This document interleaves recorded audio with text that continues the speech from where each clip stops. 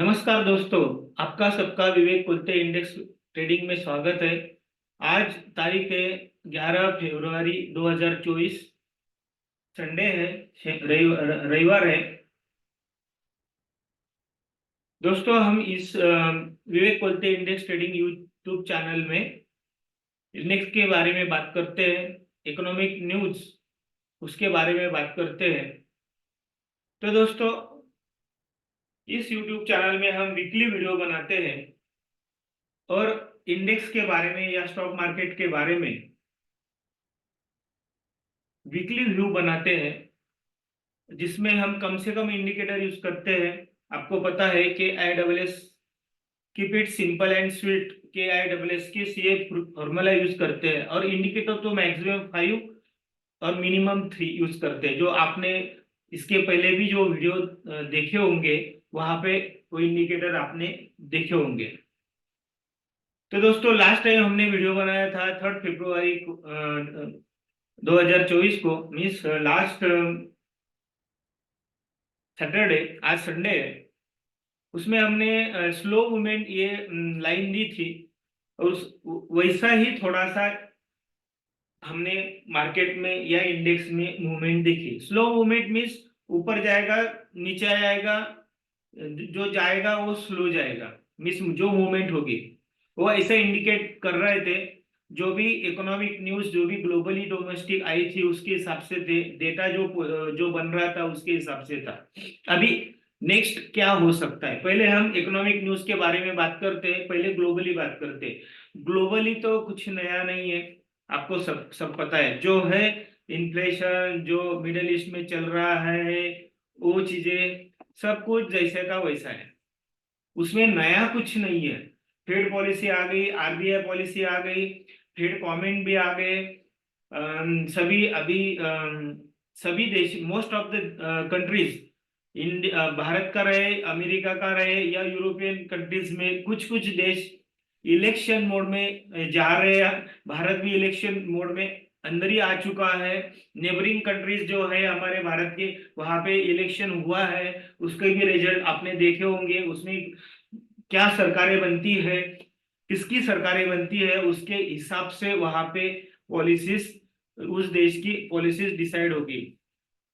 America की बात करेंगे तो अमेरिका का नवंबर या दिसंबर में मेरे ख्याल से इलेक्शन है। मीन्स अक्टूबर या नवंबर में इलेक्शन है, मीन्स 2024 को। यहाँ से 6-7 महीना, हाँ 6-7 महीना दूर है या 8 महीना दूर पकड़िए। हमारे यहाँ पे हम ऑलरेडी इलेक्शन मोड में एंटर कर चुके हैं, क्योंकि कभी भी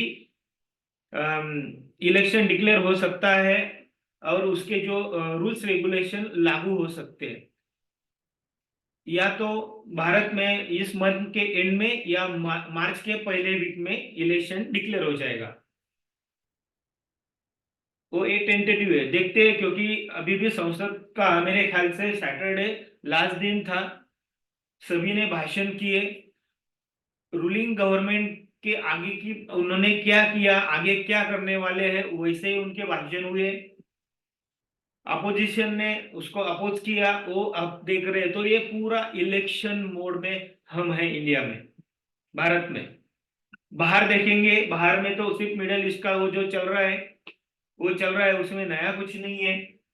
वहां पे भी अभी US प्रेसिडेंट का इलेक्शन के बारे में इंटरनल जो इनके इलेक्शन रहते हैं स्टेट वाइज, वैसे इलेक्शन चल रहे हैं। उसके हिसाब से कौन आगे जाएगा कौन पीछे जाएगा, ये स्पेकुलेशन बोलेंगे या कैलकुलेशन बोलेंगे या कुछ ना कुछ बोलेंगे हम, वैसा हो रहा है।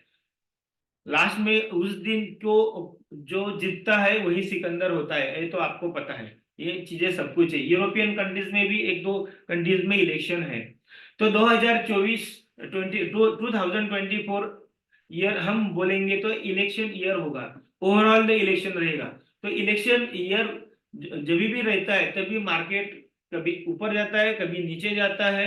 ऐसे चीजें हमको पूरे ईयर में देखी जाएगी, क्योंकि लास्ट 2-3 साल से सभी कंट्रीज के मार्केट वन डायरेक्शन में जा रहे हैं।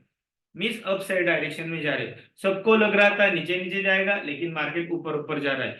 क्यों जा रहा है? कभी कोई बोलेगा लिक्विडिटी है, कोई बोलेगा अभी तक जिन्होंने इन्वेस्टमेंट नहीं किया वो आ रहे हैं, कभी कोई बोल रहा है कि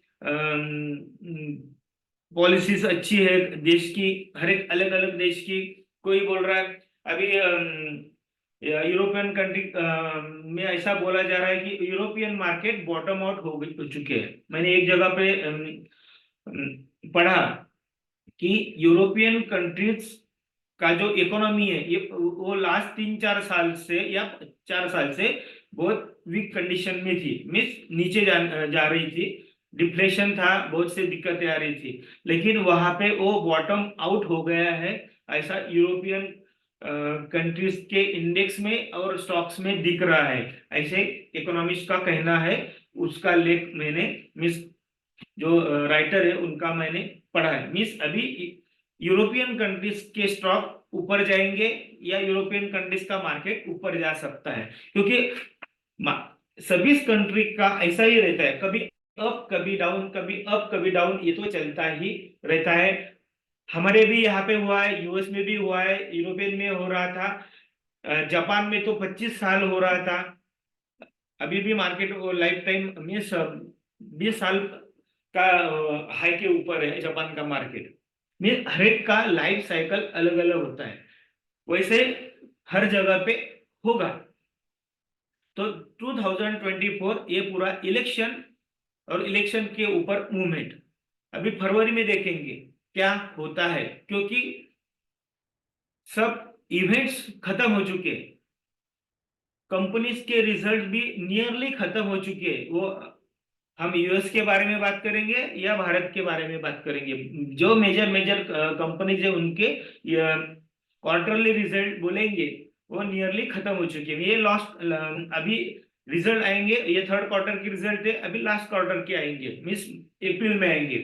अप्रैल में आएंगे तभी क्या होगा, इलेक्शन भी रहेगा और रिजल्ट भी रहेंगे, तो उसका इम्पैक्ट उसी हिसाब से हमको दिखाई देगा 15 अप्रैल के बाद। अभी क्या होगा, एक थोड़ा सा हम डिस्कशन करेंगे फाइनेंशियल लिटरेसी के बारे में बात करेंगे, उसके बारे में बाद में हम इंडेक्स के बारे में बात करते हैं। अभी क्या होगा, देखिए मैं अभी पूरा भारत की बात कर रहा हूँ। भारत में अभी नया एजुकेशन पॉलिसी कुछ स्टेट में लागू हो चुका है, मेरे ख्याल से गुजरात में लागू हो चुका है, महाराष्ट्र में और अदर स्टेट में वो तैयारी कर रहे हैं, कहाँ पे पार्शियली लागू हुआ है, कहाँ पे वो ऑन द वे है। तो ये एजुकेशन पॉलिसी सब जगह पे लागू हो जाएगा। एजुकेशन पॉलिसी में बहुत कुछ चीजें होने वाली है। मैं आज ही एक जगह पे सेमिनार अटेंड करके आया हूँ, तो पूरा नया एजुकेशन फैमिली पॉलिसी है। एक जस्ट बताता हूँ, ये ऑफ द अपना सब्जेक्ट नहीं है, लेकिन ये इम्पोर्टेंट है। क्यों? क्योंकि एजुकेशन पॉलिसी में इतने चेंजेस है कि फाइनेंशियल लिटरेसी की बात करते हैं। अभी तक जो एजुकेशन सिस्टम थी वो पैसा कमाने की बात करती थी, लेकिन पैसा मेंटेन करने की, बनाने की और कैसे यूज करने की ऐसी पॉलिसी ऐसे हमको कभी सिखाया गया नहीं है।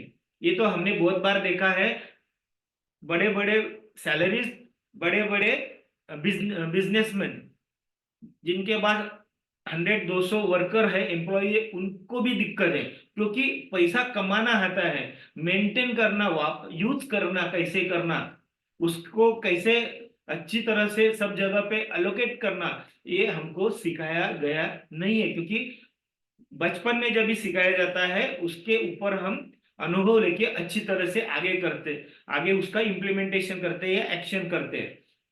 लेकिन जिन्होंने सीखा उन्होंने कब सीखा, after graduation, after post graduation.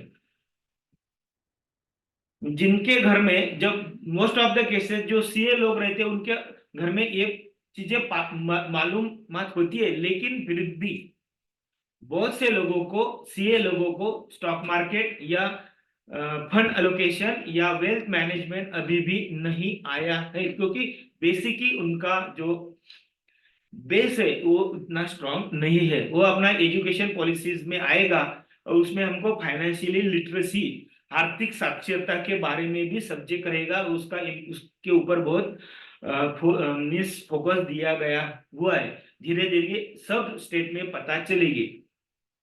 उसके हिसाब से मुझे ऐसा लगता है, देखो इवेंट हो चुका है, सब पॉलिसीज आ चुकी है, इलेक्शन मोड में आ चुके हैं, तो फरवरी महीना हमको अभी नेक्स्ट 2 वीक है एक्सपायरी के लिए, बराबर है, दो या हाँ 2 वीक है। तो 2 वीक में हमको फाइनेंशियल लिटरेसी, आर्थिक साक्षरता का अनुभव मिलेगा, जो इन्वेस्टर है उनको भी, जो ट्रेडर है उनको भी। आपको लगता होगा मैं जस्ट बातें कर रहा हूँ, लेकिन ये होने के बाद इंडेक्स के बारे में बात करेंगे।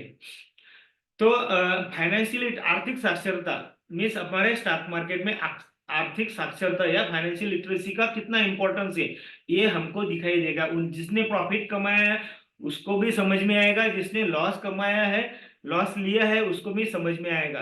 फाइनेंशियल लिटरेसी में हम सीधे से सिंपल वर्ड में बात करेंगे तो पोजीशन साइजिंग, अपना फंड कितना है, उतना कितना अलोकेट है, कहाँ पे एंट्री रखना है, कहाँ पे एग्जिट करना है, कहाँ पे स्विच करना है इस सेक्टर से दूसरे सेक्टर में। क्योंकि लास्ट वीक के वीडियो में भी और जो टेलीग्राम चैनल है वहां पे भी हमने बात की थी कि देखो ये टेलीग्राम चैनल है विवेक कोलते एनालिसिस,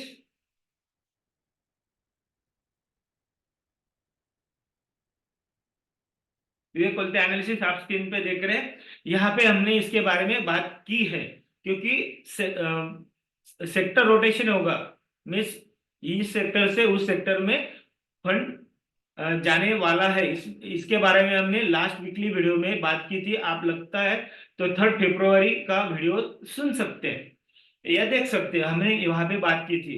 तो ये फाइनेंशियली लिटरेसी के का अनुभव नेक्स्ट 15 दिन में मिलने वाला है, उसमें मार्केट ऊपर भी जा सकता है या नीचे भी जा सकता है, लेकिन इसका एक्सपीरियंस सबको मिलेगा, क्योंकि सब कुछ हो चुका है इतना। वैसे तो आर्थिक साक्षरता या फाइनेंशियल लिटरेसी के ऊपर अगर वेबिनार लेंगे या सेमिनार लेंगे तो आधा दिन भी कम पड़ता है, इतना डिस्कशन करने के लिए है, इतना example point of view material है, और कुछ भी उसके ऊपर डिस्कशन करेंगे तो और वो आगे बढ़ सकता है। इतना बड़ा ये सब्जेक्ट है, क्योंकि ये अभी तक किसी को सिखाया गया नहीं है। मेरे ख्याल से 2 साल पहले मैंने इसके बारे में बात की थी, और तभी सीबीएसई का सिलेबस में वो एक चैप्टर या उसके बारे में था। सीबीएसई एनसीईआरटी का बुक रहता है, पता रहेगा। तो अभी वो धीरे धीरे सभी स्टेट के जो भी एजुकेशन सिस्टम है सब जगह पे आने वाला है। तो दोस्तों ये just financial literacy, economic news का जो भी इकोनॉमिक्स है उसके बारे में डिस्कशन, इसके बारे में बात की। अब हम बात करेंगे इंडेक्स के बारे में। इंडेक्स के बारे में बात करेंगे तो निफ्टी बैंक निफ्टी के बारे में बात करते हैं। और आपको पता है निफ्टी बैंक निफ्टी में हम फ्यूचर के बारे में बात करते हैं, स्पॉट के बारे में बात करते हैं, कम से कम इंडिकेटर यूज करते हैं, स्पॉट के बारे में बात करते नहीं है, सिंपल एंड स्वीट के IWS की फॉर्मूला यूज करते हैं, और एक वीकली व्यू बनाते हैं। यहाँ पे क्या पैटर्न बन रहा है, हमने जो लास्ट टाइम बात की थी वैसे तो हुआ, लेकिन ये 50-50 है, नहीं होगा नहीं होगा, इसलिए स्लो मूविंग थी।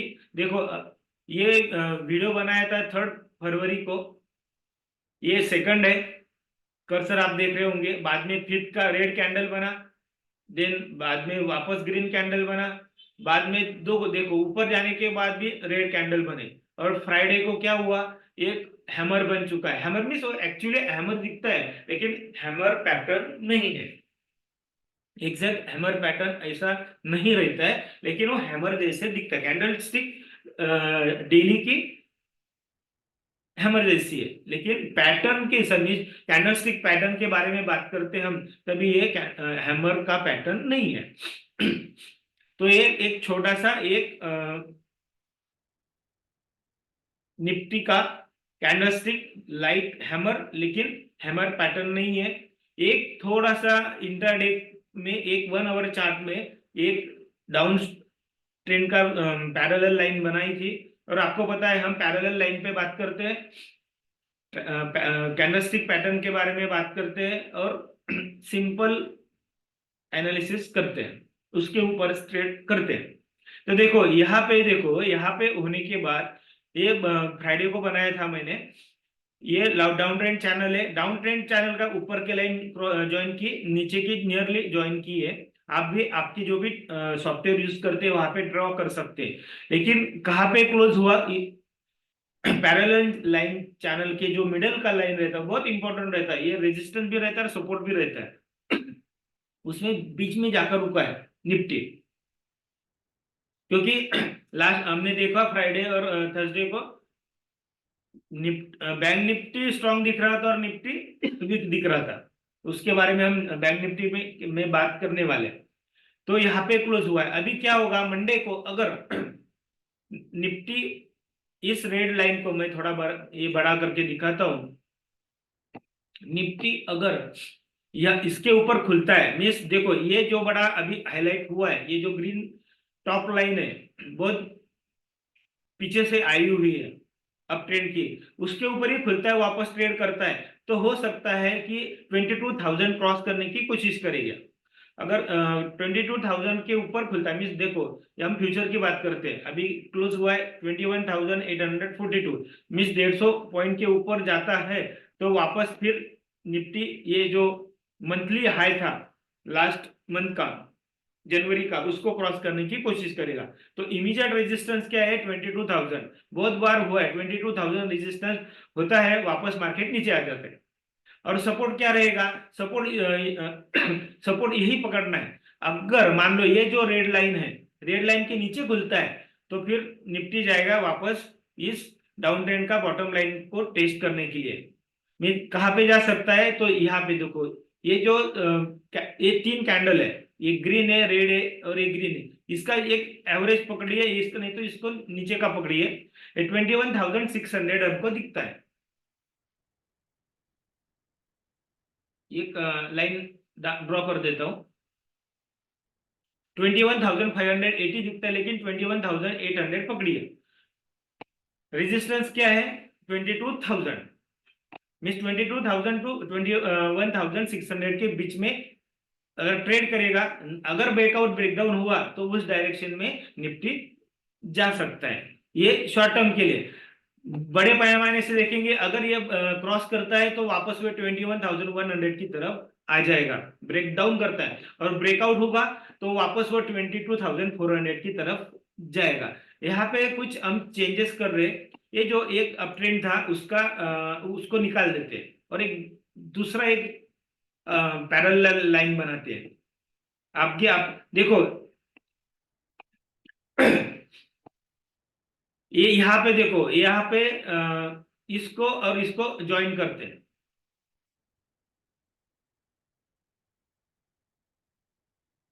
क्या किया, यहाँ पे हैमर बन चुका है, मीन्स यहाँ से नीचे गिरा और ऊपर गया, वहां पे ब्रेकआउट हुआ, मीन्स यहाँ पे बाइंग आ चुकी है।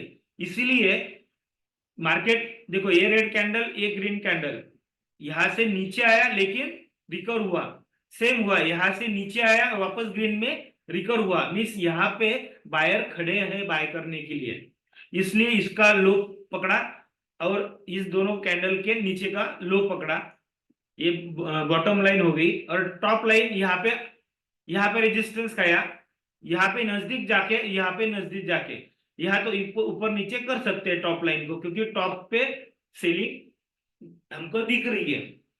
मीन्स ये एक बड़ा एक मीन्स एक अपट्रेंड चैनल है, लेकिन माइल्ड अपट्रेंड चैनल हमको दिखता है, इसको हमने अभी ड्रॉ किया है, ये पहले नहीं था।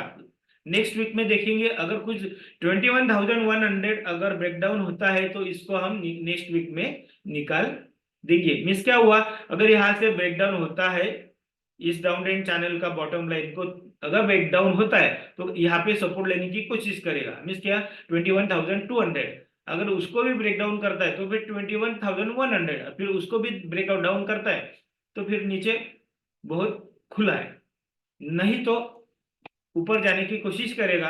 और थर्ड पोजीशन हमने लास्ट टाइम बात की थी, यहाँ पे मार्केट साइडवेज जाना चाहिए था। अगर आप 3 फरवरी का वीडियो सुनते, यहाँ पे हमने सोचा था ऊपर नीचे होके मार्केट साइडवेज जाने की कोशिश करेगा। अभी हम देखते हैं कि अभी नेक्स्ट वीक में क्या होता है। नेक्स्ट वीक में हमको पता चल जाएगा नीचे जाना चाहता है, ऊपर जाना चाहता है या साइडवेज जाना चाहता है।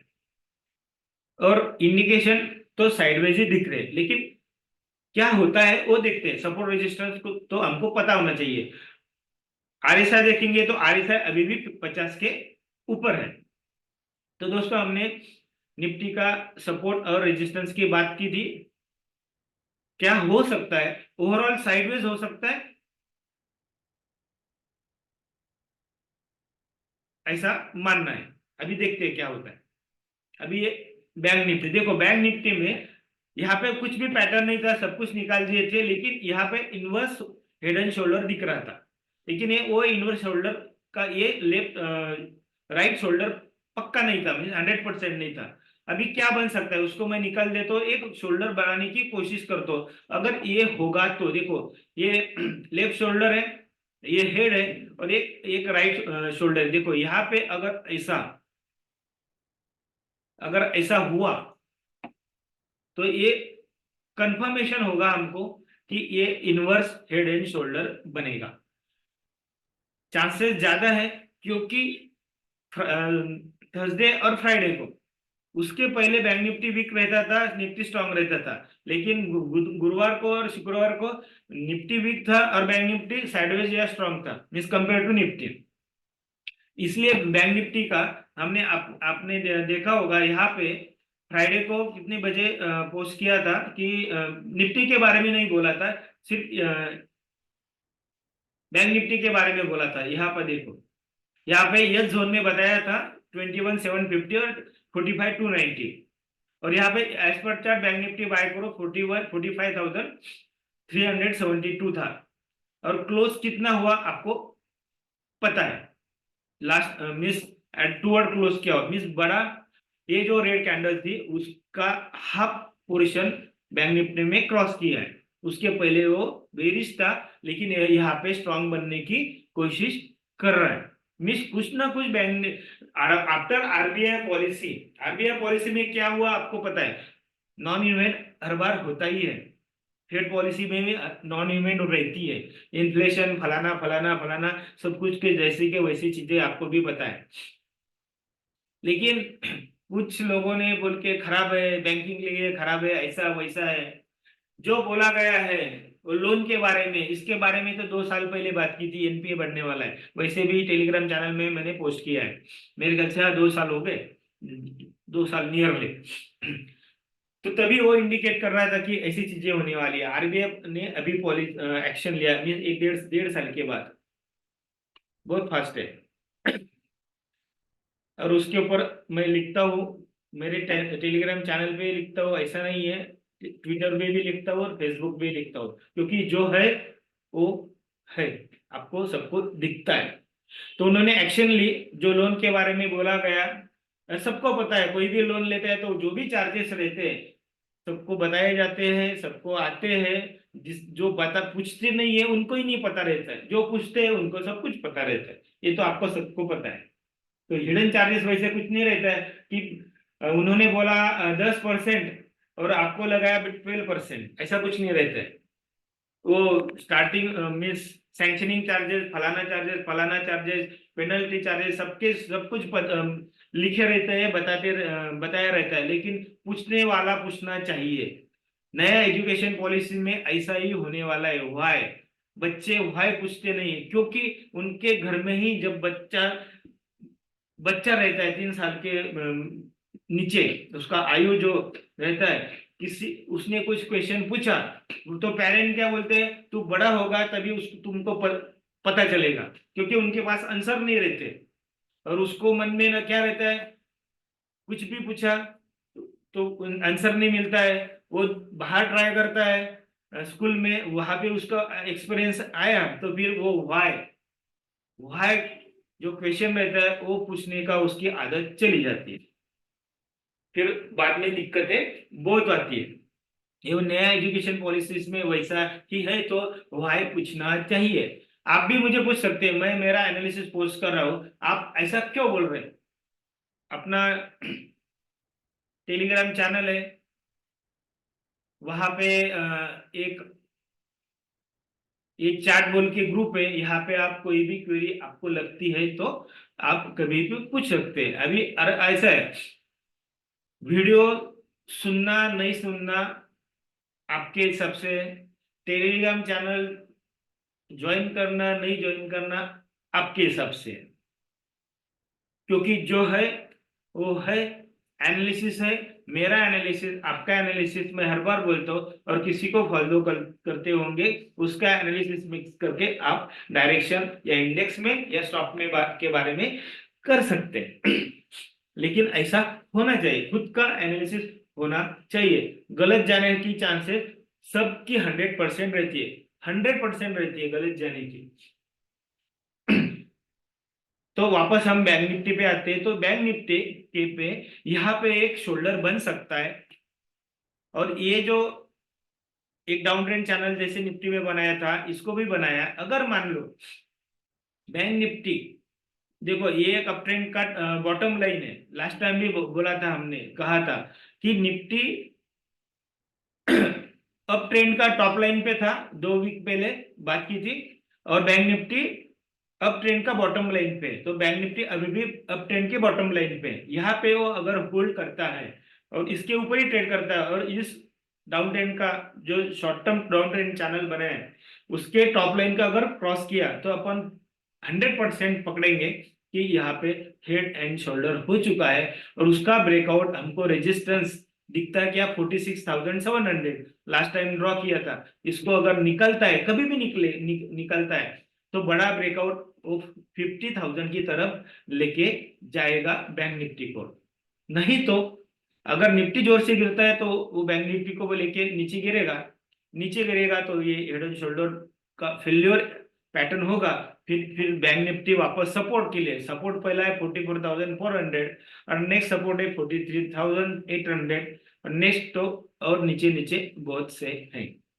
यहाँ पे हमने बात की सपोर्ट रेजिस्टेंस की, पहले रेजिस्टेंस है 46,400, बड़ा रेजिस्टेंस है 46,700। सपोर्ट कहाँ पे है? सपोर्ट यहाँ पे आप अगर ड्रॉ करेंगे तो ये दिखता है 45,000। यहाँ पे भी हम एक लाइन ड्रॉ करते हैं, देखो ये दोनों कैंडल के, इस दोनों कैंडल के बीच में हम दोनों का लो पे ड्रॉ किया, 45,000 दिखता है, मीन 45,000 टू 46,400 पकड़े, यहाँ पे ये रेंज दिख रही है। क्या होता है, bank Nifty slightly positive than Nifty, ऐसा पैटर्न हर जगह पे दिख रहा है, स्लाइटली पॉजिटिव पैटर्न के हिसाब से।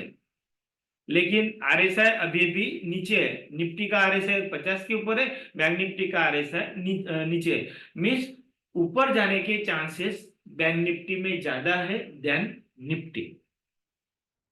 ऐसा पैटर्न हमको यहाँ पे दिखाई दे रहा है। अभी अभी हम बात करेंगे डाउ जोन्स, हर बार उसके बारे में डिस्कस करते हैं। देखो डाउ जोन्स ब्रेकआउट होने के बाद, ये जो अप ट्रेंड चैनल था, ब्रेकआउट होने के बाद वहीं पे झिकझैक झिकझैक मिस दोजी बना रहा है, दोजी ही बना रहा है। ये तीनों कैंडल वैसे बोलेंगे तो दोजी ही है, ऊपर जाऊं कि नीचे जाऊं वहीं पे, लेकिन ये ब्रेकआउट अभी भी होल्ड कर रहा है।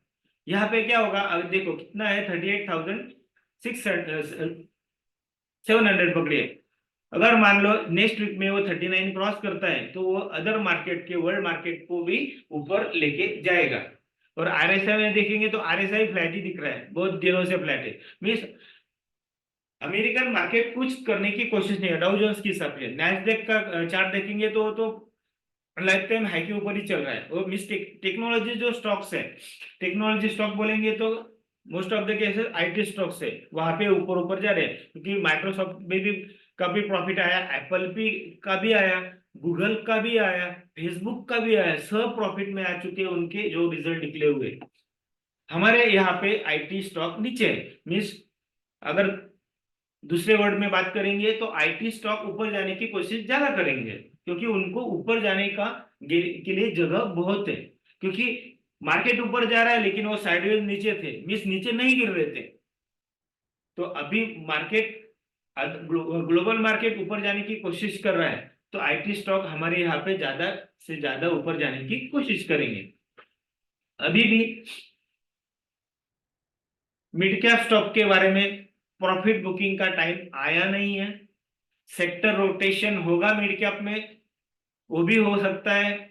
जिसको डर लगता है, मैंने पोस्ट भी किया था टेलीग्राम चैनल पे, जिसको डर लगता है वो लार्ज कैप में या इंडेक्स स्टॉक में एंट्री कर सकते हैं, क्योंकि भी इलेक्शन मोड है, कुछ भी हो सकता है। अगर मार्केट गिरा तो ज्यादा से ज्यादा नीचे आने की कोशिश करेंगे मिड कैप वाले, देन लार्ज कैप वाले। तो अगर आप इन्वेस्टेड रहना चाहते हैं तो आप लार्ज कैप में शिफ्ट हो सकते हैं, क्योंकि अगर मार्केट गिरा तो लार्ज कैप ज्यादा नहीं गिरेंगे, मिड कैप ज्यादा गिर सकते हैं। क्या सिचुएशन होती उसके हिसाब से, इमीडिएट नेक्स्ट वीक में नहीं होगा। अभी दो दो तीन दिन में मिड कैप थोड़े से नीचे थे ओवरऑल ओवरऑल। अभी देखते हैं क्या होता है, लेकिन अभी भी प्रॉफिट बुकिंग का टाइम आया नहीं है, उसको अभी भी टाइम है। लेकिन सेक्टर रोटेशन में ऐसी चीजें होती है। अगर देखो रेलवे स्टॉक में प्रॉफिट बुकिंग की बात की थी, उसके बारे में ऊपर गया रेलवे स्टॉक, लेकिन बाद में हमको प्रॉफिट बुकिंग दिख रही है। क्यों हुआ? क्योंकि सब रेलवे स्टॉक के पीछे दौड़ रहे थे, तो कुछ न कहाँ पे तो कहाँ पे रुकेगा, और वहां पे जो कोई प्रॉफिट बुक करता है उसको बेनिफिट मिलेगा, जिसने वहां पे एंट्री की होगी और राह देखेगा। तो एंट्री और एग्जिट इंपॉर्टेंट रहता है, that is a financial literacy in stock market. वो हमको सब जगह पे अभी दिखाई देगी। वही वही उसके बारे में हमने अभी 10 मिनट पहले बात की। तो दोस्तों, हमने Nifty, bank Nifty, Dow Jones का सपोर्ट रेजिस्टेंस के बारे में बात की। अगर आपको किसी स्टॉक के बारे में अगर लगता है कि इस ऐसे वीडियो में बात करने का रहेगा, एनालिसिस करने करके डिस्कशन करने का रहेगा, तो आप टेलीग्राम चैनल है वहां पे, यहाँ पे आपकी क्वेरी पूछिए। वही वो स्टॉक को मैं, अगर मुझे अच्छा लगा, कुछ पैटर्न बनता है, पैटर्न इंपॉर्टेंट इज पैटर्न, अगर पैटर्न बनता है, फंडामेंटली अच्छा है और पैटर्न बनता है, तो मैं उसके बारे में वीडियो में डिस्कस करूंगा। लेकिन और इम्पोर्टेंट बात है, अभी फंडामेंटली अच्छे जो स्टॉक्स है उसमें इन्वेस्टेड रहना चाहिए। जो फंडामेंटली वीक स्टॉक है उनमें नहीं रहना चाहिए, क्योंकि नीचे फंडामेंटली वीक स्टॉक, अगर मार्केट नीचे गिरता है, लेवल तोड़ता है इंडेक्स के हिसाब से, तो फंडामेंटली वीक स्टॉक बहुत से नीचे आने वाले, क्योंकि जो लॉस मेकिंग कंपनी थी उसके भी स्टॉक 1-2 महीने से ऊपर जा रहे थे। तो इसके वो that is a financial literacy सीखनी चाहिए। अभी भी ऑप्शन का मार्केट आया नहीं है मेरे हिसाब से। किसी को लगता होगा, दैट इज अनदर फैक्ट, लेकिन जो मेरा डेटा सेटअप है उसके हिसाब से ऑप्शन ट्रेडिंग का मार्केट नहीं है, अभी भी नहीं आया। देखते हैं अभी नेक्स्ट मंथ में क्या होता है, उसके बारे में डिस्कस करेंगे, और नेक्स्ट वीक में क्या होता है वो डिस्कस करेंगे। तब तक धन्यवाद, थैंक यू।